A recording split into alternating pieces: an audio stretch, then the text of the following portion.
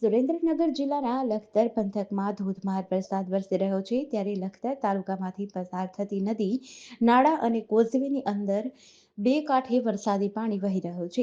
લખતર તાલુકાના ઝારદ ગામના પરા વિસ્તારમાં આશરે 30થી વધુ ઘરોની અંદર ઉપરવાસમાંથી ઉમઈ નદીનું વરસાદી પાણી ઘૂસી જતા ગ્રામજનોને હાલાકીઓનો સામનો કરવો પડી રહ્યો છે. જ્યારે ઝારદ ગામની અંદર કેડકેડ સમા પાણી ભરાઈ જતા પશુપાલન સાથે સંકળાયેલ લોકોને પોતાના માલઢોરને હાઈવે ઉપર બાંધવાની ફરજ પડી હતી. લોકોને ઘરની બહાર નીકળવું મુશ્કેલ બન્યું છે.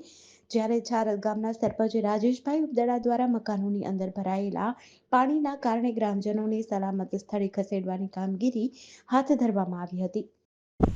હવામાન વિભાગની આગાહીના પગલે સમગ્ર ગુજરાતમાં છેલ્લા 3-4 દિવસથી મુશળધાર વરસાદ વરસી રહ્યો છે. ત્યારે લખતર તાલુકામાં પણ મુશળધાર વરસાદ વરસ્યો છે. જે વરસાદના કારણે અનેકો ગામોમાં મકાન પડી જવા, વીજપોલ ધરાશાયી થવા, વૃક્ષો પડી જવા જેવા બનાવો પણ સામે આવ્યા છે.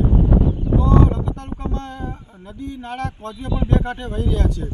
ત્યારે લખતર તાલુકાના ઝારદ ગામના પરા વિસ્તારમાં વરસાદી પાણી ફરી વળતા ગ્રામજનોને પારાવાર મુશ્કેલીનો સામનો કરવો પડી રહ્યો છે. ઝારદ ગામના પરા વિસ્તારમાં અંદાજિત 30 જેટલા મકાનોમાં વરસાદી પાણી ફરી વળ્યા છે.